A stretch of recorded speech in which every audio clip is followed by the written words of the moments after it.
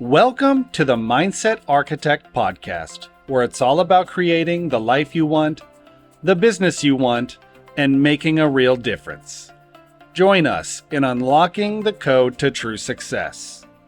And now your host, Tony Caliendo, Master Coach with Rethink Coaching. Welcome to the Mindset Architect Podcast, episode number 90. I'm Tony Caliendo, Master Coach here at Rethink Coaching. And as always, I want to thank you for sharing your time with me today. Time truly is our greatest asset, and the fact that you're willing to share your time with me truly does mean a great deal. So here we are, and this week I want to talk to you about noise. So I'm always paying attention to what I'm experiencing as a coach, what I'm experiencing as a human being out in the world. And I want to bring it to you so that you can become the version of yourself that you've always wanted to be, whether it's increasing in your business, increasing your personal life, whatever that is. And the thing that I will say that I'm noticing a lot right now that I'm dealing with in a lot of the coaching programs that I'm running in groups, even with some of my one-on-one clients, is this thing that I call noise. So we live in a day and age where we have a ton of data and noise coming at us at all times. It is information and data rich like we have never seen before. The amount of data that we receive today, compared to even 2 years ago, 5 years ago, 10 years ago, is unbelievable when you stop and realize how much we get hit with on a daily basis.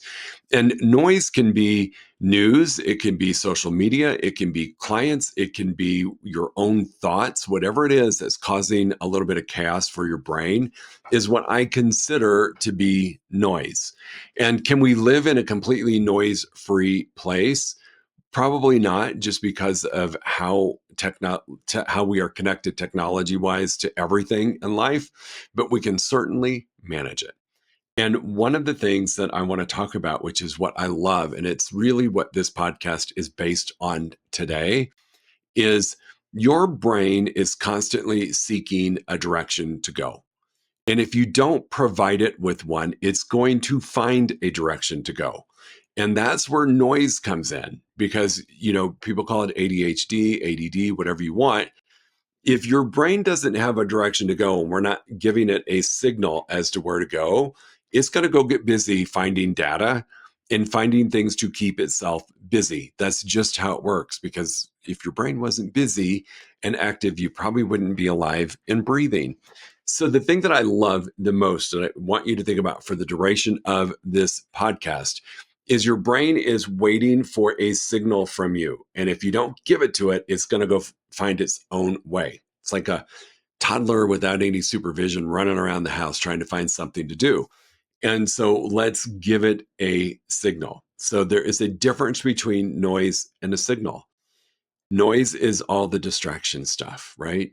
But a signal that you can give your brain, a really cool roadmap and direction that you can give your brain, is in the form of a signal. And what do I mean by that? So for me, a signal is much the same as an intention or a goal for the day. But a signal is simply picking, let's just say, I'm going to focus on these 3 priorities today. And we are going to know what the priorities are. We're going to talk about it a little bit later. But I'm telling my brain, these are the 3 things we're going to focus on. Now your brain goes, okay, I got these 3 things. Now I'm going to start paying attention for when these 3 things are coming up, but I'm going to go find them. I'm going to go find the way to support you in that. So some people look at it as an intention. Some people look at it as a goal. I want you to think about it as a little signal waving out there to your brain saying, hey, here's where we're going. Ignore everything else. You don't need to worry about it. This is a signal I'm sending to you today because this is what we're going to get done today. It is the best gift you can give to yourself to pull yourself out of the noise and distractions. That's the number one thing I would say to do if you're experiencing a little overwhelm, if you're experiencing things that are distracting you from getting to goal. That's the number one thing that you can do that can quickly turn it around. And it's very simple. It really is simple to send your brain a signal as to what you need it to do. Number 2 is the power of mindfulness. And I know this is one of those things that's overused, but mindfulness is really a great way to enhance your awareness and decrease your stress. Becoming mindful makes it a lot easier to push away from the distractions and away from the noise and focusing on what really matters the most. It gets you out of that chaos, that vacuum of noise, and it gets you to really focus and calm your brain down. It's a great tool to help you with your focus. If you take a moment every single day to practice mindfulness, when you get into a space, maybe in the middle of the day where you're really sucked into the noise and distractions, you can draw on that skill that you've developed and use it to become mindful. So if you don't have a practice, it's things like journaling, prayer, anything that you can do that gives yourself a way to become really mindful about what's important to you and why you're here and what you're doing is a mindfulness exercise. For me, it's journaling. That's a big mindfulness exercise. If you're really in the muck and journaling isn't working for you, praying is great, yet you're still in the chaos of the noise. One of the easiest tricks that I learned early on before I became really well versed in journaling and meditating was just to focus on your breath, just to calm your system down. If you just close your eyes, set a timer for 5 minutes, and all you focus on is your breath, meaning paying attention to the inhalation, your chest rising, then exhaling, your chest falling. And that's all you focus on. That can bring you to a place of peace and mindfulness. It's one of the easiest things to do. So if you're newer to a practice of mindfulness and you struggle with it, because in the beginning, a lot of people do, that's one of the simplest things you can do. For me, and this has been really kind of a more recent thing over the last 90 to 120 days, I've been practicing yoga, and in particular, hot yoga, which is a very specific type of yoga. I always say it's kind of a combination of aerobics, weightlifting, bar, and good old step aerobics. And for me, it is a really disciplined activity. I do it every morning. I take one day off a week. I do it 6 days of the week, 7 a.m., regardless of what's going on. And it's 1 hour of myself in a really hot room.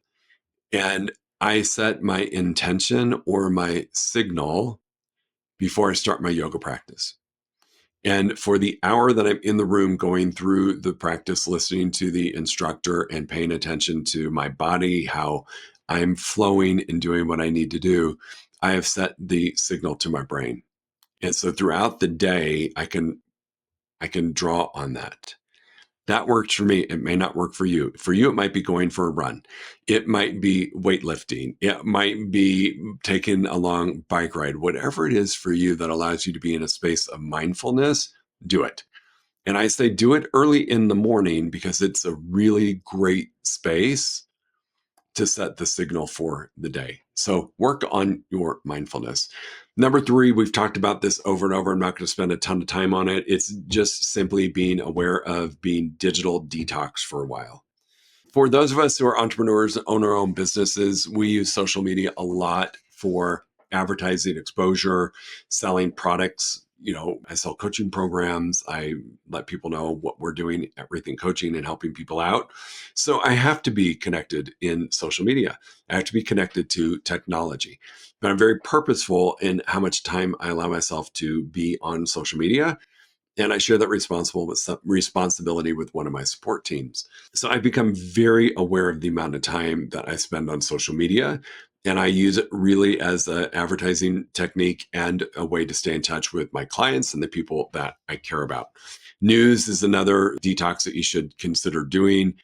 I don't watch news anymore because it was not just the news I was getting, it was a network's opinion. It was a reporter's opinion. It was always slanted. And so I've stopped watching news broadcast. I still get news. I subscribe to 2 programs that just send me information on what's going on.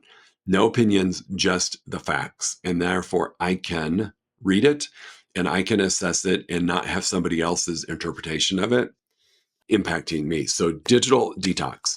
Number 4, I wish I could stress this just a little bit more. I talk about it all the time, but I really want you to hear it this time. If we're sending signal to our brain and we're looking to stay out of the noise and the chaos that's going on around us, it is establishing clear goals. I know you're like, oh my God, he's going to talk about that again. Yep, I'm going to talk about it again. It's not only having clear goals, it's revisiting those goals daily, multiple times a day. So in my journaling practice, which I still do, I always, in every one of my journal entries, you can open up my journal anytime you want. You can look and see a section called goals. And I write out my goals every single day. It's really healthy. I'm thinking about it. I'm writing it. I'm seeing it. I am owning it. Those are my goals every single day. And when I'm clear on those goals, it's another way, another signal for your brain as to where you're going versus allowing it just to run around like that toddler to go find whatever it needs to do to entertain itself, which is usually noise and distraction. So, knowing those goals, visiting them every single day, multiple times a day, is a great way to keep yourself out of the noise because you're giving your mind a very specific task. Here's the signal, intention, goal for the day. These are my overall goals for the year, and it creates a bigger stretch for your mind and your brain. So, establishing clear goals is important, but really visiting it often, every single day, and multiple times a day is the ticket. Number 5, we've briefly discussed this, but it's really important that you have a productive environment. Okay. So for me, whenever I do my podcast, my environment is decluttered and I have very specific things on my desk. If I took the camera down and showed you right now, you would see I have a pen and a yellow notepad. I'm still a little old school. I like to be able to jot notes down. I just like the way it feels, pen and paper. I have my iPad right here with my notes on it for the podcast. So I can look at it and I've got my notes and then clearly I have my microphone and my laptop. That's it. That's my productive environment for podcast. This is also the same environment that I use to talk to my one-on-one clients with because it keeps me very focused on what's happening. I have for my one-on-one clients, I've got a calculator in addition to the other things that I lean into because we look at numbers a bit. And that's it, team. So that's my productive environment. I journal at the desk behind me. That's my productive environment for journaling. For my creative environment, where I need to be creative, where I'm writing content or I'm writing and creating things, I go to a coffee shop. Now, I avoid distractions there because I put in noise canceling headsets, but the energy of what's going around that creates a productive environment for myself. So, another great way it tells my brain when I sit down in this chair, I'm either doing one of two things. I'm either working on my podcast or I'm working with my clients. That's really the majority of things that happen at my main desk. Or I might be recording, a video. Other than that, I've got different workplaces that create the productivity space, but it tells my brain it's time to do this. It's time for you to do that. It is a great way to block out the noise. Again, I'm sending a signal to my brain. Number 6, we've talked about this as well, but time management is a really cool gift to give yourself for staying out of the noise. And why is that, or how does that work? I have a schedule that I follow every single day. I know that I get up very early, as you all know. I do my journaling. I go to yoga. I leave the house at 6:15 every morning to get to the yoga studio to warm up for my 7 o'clock class. I come home. I've got my schedule in front of me, and I know exactly what I'm doing at any given moment throughout the day. Because my calendar is really just a to-do list for the day with times assigned to it. When I tell my brain and give it that path, again, another signal, this is what you're doing at 8 o'clock. This is what you're doing at 9 o'clock. This is what you're doing at 10 o'clock. It doesn't need to wander off and find something to do. It knows what it needs to be doing. Some time management is a great way to insulate against the noise and the distractions. Lastly, this is really important for you to get comfortable with the art of saying no. For those of us who are in a people industry, which a lot of entrepreneurs are, it's really hard to tell somebody no at times because we don't want to let somebody down. We want to make sure everybody's happy. And I will tell you, when you say yes to something, you're always saying no to something else. And so you may need to focus on saying no to things that are not on your calendar, that are not part of your signal for the day, that are going to draw you into noise and distractions. As entrepreneurs, I always find it interesting. My friends, not so much anymore because they've all learned that, yes, I'm self employed. Yes, I'm my own boss and I'm not going to fire myself. Although there's days I would like to. But the distraction of, can we go grab lunch? Can we go grab a drink? Can you meet me for happy hour? Can you go pick this up for me? I'm really in a bind. Do you mind running to wherever, dry cleaner for me? There is an art to just saying no. And sometimes we feel compelled to say no with an explanation as to why we can't. And I just want you to embrace the power of no as a complete sentence and be good with that. Because if you don't say no to the distractions, you're undoing all of the other 6 things that we talked about. You're undoing your schedule. You're undoing the signal.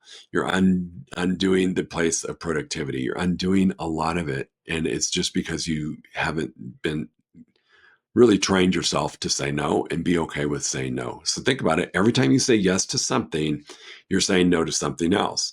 Now, if you're saying yes to productivity, if you're saying yes to your schedule, if you're saying yes to your workplace, then you're headed in the right direction because you're staying out of the noise and chaos. But if you say yes to, let's run and go do this real quick for the afternoon, or come look at this with me, then you're saying no to your productivity. You're saying yes to the noise and distractions. So if you just focus on those 7 things, and the number one thing, again, and I just love the way that we look at this, is your brain is constantly looking to do something, right? That's how we stay alive, to be honest with you. The second your brain is no longer looking to do something, you're probably no longer with us. So your brain is going to automatically be doing that. If we give it the guidance and direction it needs by sending it a signal, think of it about like a radio tower is sending out a signal, right? If we are sending a signal, or we're a GPS tower, it is allowing us to know exactly what and where we should be going. That is the most important thing that you can do for yourself to stay out of the noise. I think mindfulness is the second most important thing, because it's just a good mental practice to pull you out of the energy of that chaos, because sometimes the energy of the chaos and noise actually feels good. And so being mindful and having an exercise where you can pull yourself out of that and get grounded really quickly, I think is the number 2 important thing in the list of 7. So think about these things. I'm going to ask you to do me a favor. I'm going to ask you to please take a moment and think about these 7 things. Number 1, send a signal versus allowing your brain to just go find noise to keep itself busy. Number 2, develop a mindfulness exercise or practice so that if you are caught up in the chaos, you can quickly ground yourself, pull yourself out of it, and get refocused on the signal. Number 3, digital detox. Be really guarded of your exposure to what's going on out in the world, whether it's news, social media, phone calls, texts, notifications, whatever it is. Spend some time thinking about a detox from that and setting up strict boundaries as to what you allow to happen. Number 4, clear goals. I mean, I know we all have goals. I know that in my heart. I'm hoping that everybody has a business plan and goal, but having clear goals and visiting them every single day, multiple times throughout the day, helps, again, give your brain a signal as to what to do and keeps it from having to go find entertainment for itself, which is noise. Number 5, have your environment support the activities that you need it to do. Some people are good with just one desk doing everything from that desk, and I'm not going to criticize that. For me, very specific areas to get stuff done that I need to get done. 6 is time management. It is a great way to round up your brain and keep it focused on what needs to happen for the day. Again, that signal, the goals, right? If it's on my calendar, it's going to keep my brain from having to go entertain itself. Number 7, the art of saying no. I'm going to ask you to please pick one or more of those things and think about the one that would have the biggest impact on your business and your life, and implement them. It might be all 7, which would make me very happy. It might be 1 or 2, and that's fine. But please pick from this list what would have the greatest impact on your business and work at implementing and work on that task. Thank you for sharing your time with me. Thanks for paying attention. And thanks for having the desire to excel in life and business and investing in yourself and listening to things like this podcast. As always, I am here for you. Whether you're a client of mine or not, it doesn't matter. I will always offer an hour of my time to help you out, whether it's with this, like the noise. If you're in a really funky spot with it and you need some one-on-one, I'm happy to give you a 1 hour complimentary strategy call. You just have to reach out to me, Tony@rethinkcoaching.com. You can ask me a question. You can ask for a link to my calendar. I'll be happy to send it to you. You can go to our website, rethinkcoaching.com. There's an information box you can fill out. That comes directly to me. I will reach out to you. We'll set up a time for a free 1 hour strategy call. You can find me on all the social media outlets, LinkedIn, Instagram, Facebook, TikTok. You can find me there and direct message me, or you can Google me and find my cell phone. I'm not opposed to getting a phone call from anybody who needs help. I'm always here to help you out. So your challenge is give your brain a direction to go so it doesn't have to go find its own entertainment in the noise and distractions, and you will see an immediate change in your business and life. Team, go make it a great week. Go enjoy yourself. Stay focused. Block out the noise. I know there's a lot going on right now. I don't think it's more than ever before in terms of that there's noise. I think it's just different noise. So do yourself a favor, implement one or more of the 7 steps that we talked about to eliminate the noise and give yourself a signal as to where you're headed. Make it a good one. We'll talk to you soon. If you enjoyed listening to this podcast, you must come check out the Mindset Architect Group Coaching Program. It's our monthly program where we explore the power of your mindset, help you identify what you truly want in business and life, and then help you reach those goals. Come check us out at rethinkcoaching.com/group-program. That's rethinkcoaching.com/group-program. We'll see you there.